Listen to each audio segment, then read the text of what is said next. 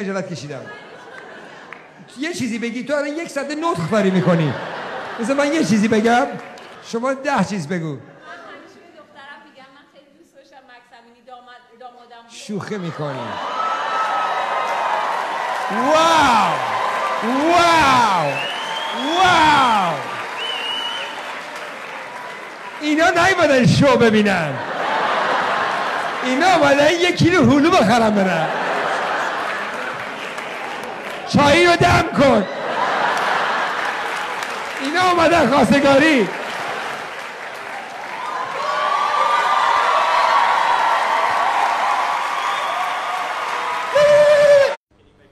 Your mom is here with her group, and you want me to make fun of your mom? You lost your mind? You know tonight after the show you have to go home with your mom, right? You want to sleep on the street? Which one is your mom? The blonde? That's your mom? Mom, I'm gonna make fun of you. You give me your phone number right now. I'm gonna call you and I'm gonna make all kinds of jokes about you. That's your mom? I'm actually, I don't have any kids. I would love to adopt you. That's what I have to say. I would love to adopt you.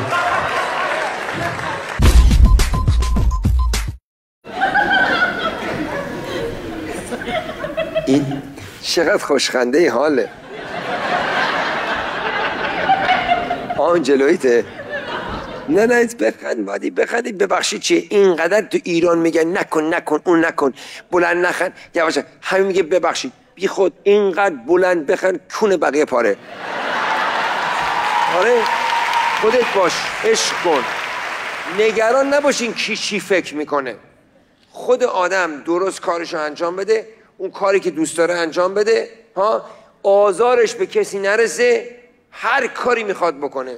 این کارو نکن اون کارو نکن، این زشته، اون یکی میبینه، اون چی میگه، اون اگه ببینه به اون یکی میگه، اون بفهمه بیچاره میشیم، آبرومون میره.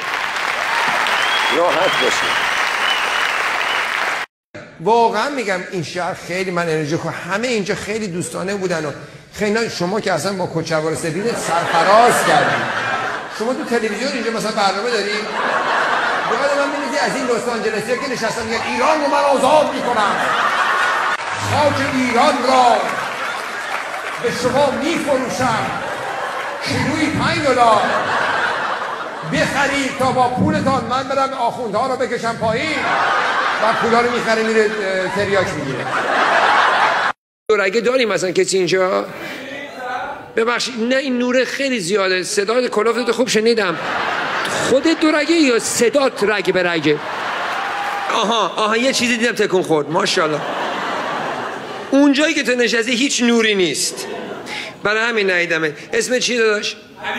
علی. نژادش چیه؟ من میخوام جدی برم راجع به مطلبی صحبت کنم. علی مادرم ژاپنیه بدرم میرم. شوخی میکنی؟ واو I love it. چقدر صدات واقعا ماشاءالله قویه. از قسمت ژاپنی تو اومده این؟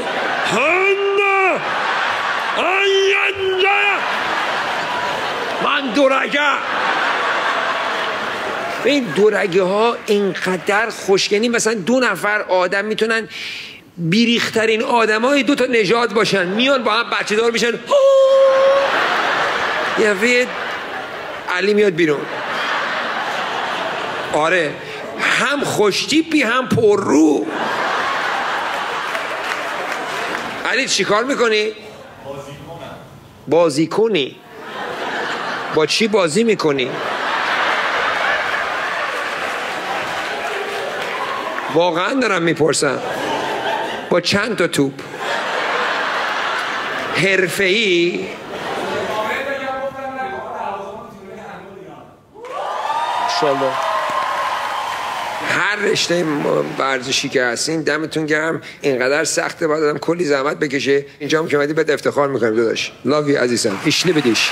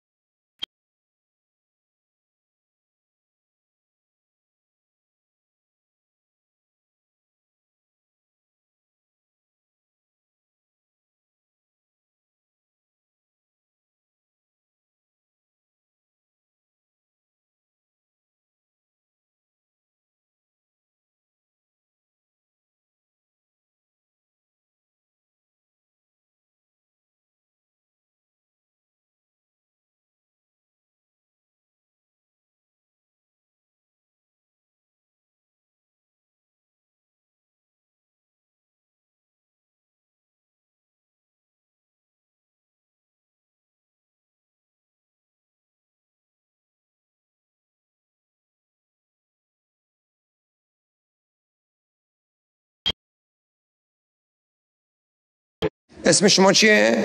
مهدی؟ این قیافه اصلا نمیخوره به مهدی. چی کاری میکنی؟ مراقبت سالمندان؟ شوخی میکنی. ببین مگه داری؟ ببین این سالمندا 30 سال جوان میشن اینو میبینن. این میاد مثلا پیرزنا اونجا نشستن، یهو مهدی میاد تو موهارو امروز کیو میتونم کمک کنم؟ پیرزنه اینطوری میاد تو، ای وای ننه من کمک میخوام. ننه راه افتادی؟ آره مهدی جون علاجم کردی. کمک سالمندان با این خرسی بودنش کشته همه رو. حالا چرا میاد جلو من خم میشیم؟ مگه من سالمندم؟ اومدی صاف جلو من اینجوری کردی؟